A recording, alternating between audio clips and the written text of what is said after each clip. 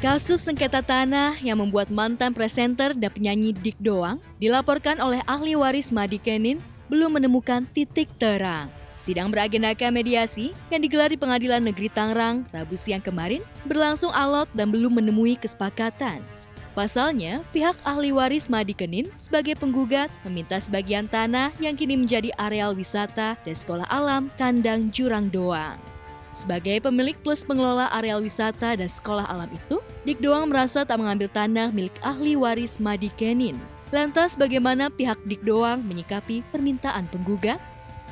Saya kan yang digugat Kandang Jurang Doang, bukan rumah saya. Bukan di mana saya tidur, makan, dan bangun. Yang digugat adalah tanah kemaslahatan. Dalam agama itu disebut wakaf. Jadi kalau kita berjuang itu bukan berjuang memperjuangkan diri sendiri, tapi kita berjuang sebaik-baiknya umat kan yang berguna bagi kemaslahatan. Jadi kalau itu tidak kita perjuangkan, apa gunanya saya hidup? Saya lihat yang menggugat saya, yang datang ke rumah tidak ada di hadapan saya itu. Jadi sekali lagi, jangan memanfaatkan orang lain, jangan memainkan hukum, jangan coba-coba. Karena serakah itu kita akan kehilangan. Itu berlaku bagi saya juga, berlaku bagi Anda semua. Semua ini milik Allah, kembali kepada Allah. Rumah saya yang abadi di dunia ini cuma 1 meter kali 2 sejadah. Mohon doanya saja, mohon doanya saja. Ya, setelah sekian bulan tertunda, kasus sengketa tanah antara Dik Doang versus ahli waris Madikenin akhirnya memasuki tahap mediasi. Sebelumnya, pihak Pengadilan Negeri Tangerang kesulitan menghadirkan para tergugat 2 sampai tergugat 5 lantaran domisili mereka tidak diketahui. Alhasil, pihak pengadilan harus memanggil para tergugat lewat media massa. Seperti diketahui, selain menempatkan Dik Doang sebagai tergugat 1, anak-anak Madikenin menggugat 4 orang lainnya yang diduga menjual tanah milik ayah mereka kepada Dik Doang pada tahun 2003 silam. Luas tanah yang mereka klaim sebagai tanah peninggalan Madikenin adalah 2.500 meter persegi yang sekarang sudah disulap Dik Doang menjadi wahana wisata dan sekolah alam. Lalu benarkah untuk menghindari konflik berkepanjangan, Dik Doang rela menyerahkan sebagian tanah yang sudah diwakafkan untuk pendidikan itu? Intinya para penggugat minta setengah dari lokasi Kandang Jurang Doang diserahkan kepada mereka. Itu yang disampaikan. Namun dari pihak kami, yaitu Om Ganteng, kita tetap mempertahankan bahwa posisi itu murni kita beli. Ya, dengan data-data yang kita miliki, ada kwitansi, ada PPJB, dan juga ada akte, itu kita sah secara hukum. Ini menurut kami. Dan ini akan kita dalilkan nanti pada saat di persidangan kita akan buktikan. Kalau ada orang ingin bermain dengan hukum, untuk untungan dengan hukum, saya baru tahu dari para lawyer saya bahwa hukum bisa, orang yang dituntut bisa menuntut balik. Orang yang dituntut bisa menuntut balik. Orang yang digugat bisa menggugat balik.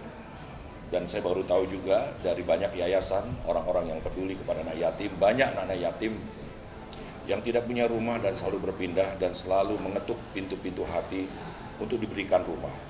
Kalau saja saya dituntut, seberapa besar pun nilainya, saya akan nuntut balik, bukan mencari keuntungan. Mudah-mudahan ini adalah jalan terbaik, di mana masalah ini datang dari Allah, kembali lagi kepada hamba-hamba Allah. Mudah-mudahan dengan acara ini, dengan acara hukum ini, dengan acara persoalan ini, kita bisa memberikan anak yatim dengan hasil gugatan kita balik.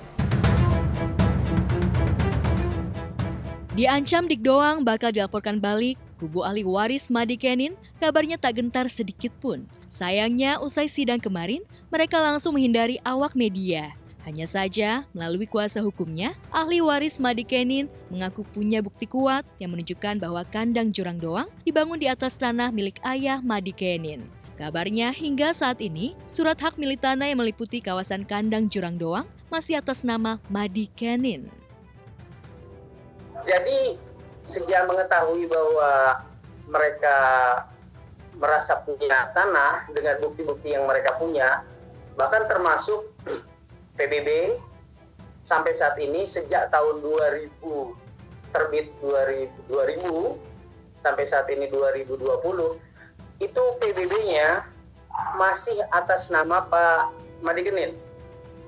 Kami sudah cek di Tangerang Selatan dan data yang ada di dalam komputer itu namanya masih atas nama Madigenin. Artinya apa? Artinya bahwa tanah itu memang belum pernah dialihkan kepada siapapun. Jangan bermain-main dengan hukum. Ya, ini adalah negara hukum. Jangan coba-coba, mohon maaf kepada para penggugat, mendalilkan yang sesuatu yang sekiranya itu tidak penting dan tidak perlu, atau mereka mencoba-coba. Ya, ini adalah negara hukum. Ketika Anda tidak bisa membuktikan apa yang Anda dalilkan, maka kami tidak segan untuk membawa persoalan ini ke ranah hukum lebih lanjut, yaitu akan melaporkan para penggugat. Patut diduga mereka mencoba-coba untuk mengambil sesuatu yang saat ini adalah dimiliki oleh Om Dik Doang dengan bukti-bukti, dengan data-data yang kami miliki seperti yang disampaikan sama rekan saya tadi. Kita jelas, kita clear, kita punya sertifikat, kita punya AJB, kita punya kwitansi. Jadi apa yang klien kami miliki atau tempatin saat ini untuk kemaslahatan umat itu dibeli dari jerih payah kantong klien kami sendiri. Bukan merampas, bukan mengambil, apalagi ini dibeli hampir 20 tahun lalu. Jadi kemana aja, kalaupun memang mau mengakui ini adalah tanah ahli waris atau para penggugat, kemana aja selama 20 tahun. Jadi saya tekankan sekali lagi, jangan main-main dengan hukum. Tapi apapun itu, kita coba duduk bareng hari ini karena dikasih kesempatan oleh majelis hakim untuk bermediasi.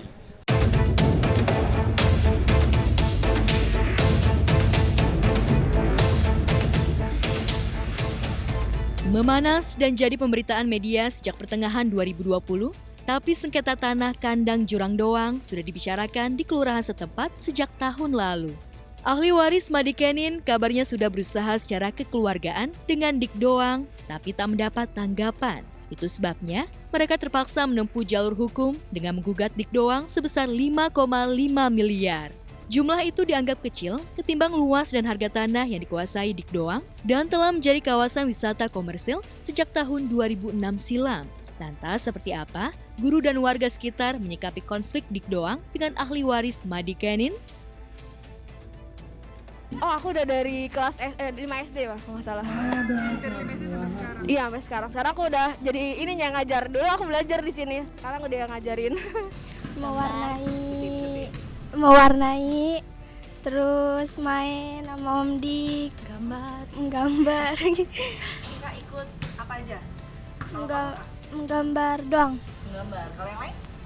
Aku menggambar. Biasanya kalau gambar tuh dari kapan sih Bu sering bawa anak-anak sini main?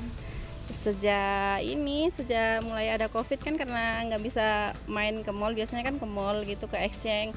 Karena lagi ada pandemi ini, makanya bawa ke sini aja yang deket-deket. Saya rasa bagus banget sih, apalagi untuk kalangan rakyat ini rakyat menengah ke bawah lah istilahnya karena di sini kan gratis, terus untuk main-main nggak begitu perlu transport jauh-jauh kan.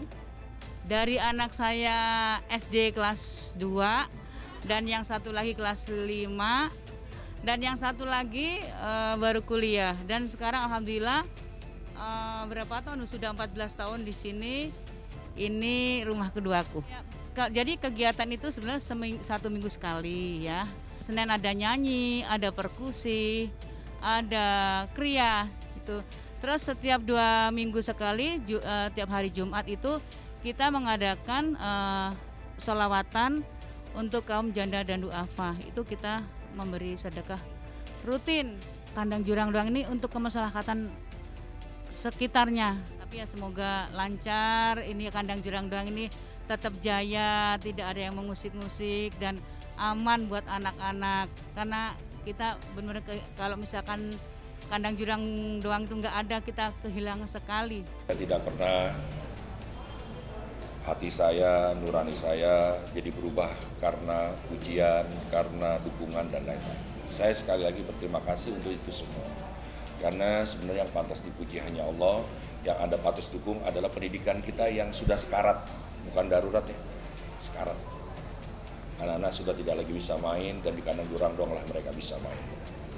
Jadi sekali lagi teman-teman semua, doakan saja. Saya hanya berharap dari Allah. Allahus Somad tempat saya bergantung. Saya sekali lagi sudah mengikhlaskan ini semua, tapi sekali lagi kalau ada orang berbuat salah pada saya sudah memaafkan. Karena Allah ya Ghafar, ya Ghafur, ya Afu. Tapi ini adalah negara hukum. Sekali lagi, apa yang dilakukan oleh penggugat itu sudah benar. Tapi sekali lagi bahwa apa yang kita lakukan melangkah ke sini pun dalam rangka memenuhi panggilan hukum, peduli kepada hukum, dan terima kasih semuanya teman-teman sekali lagi.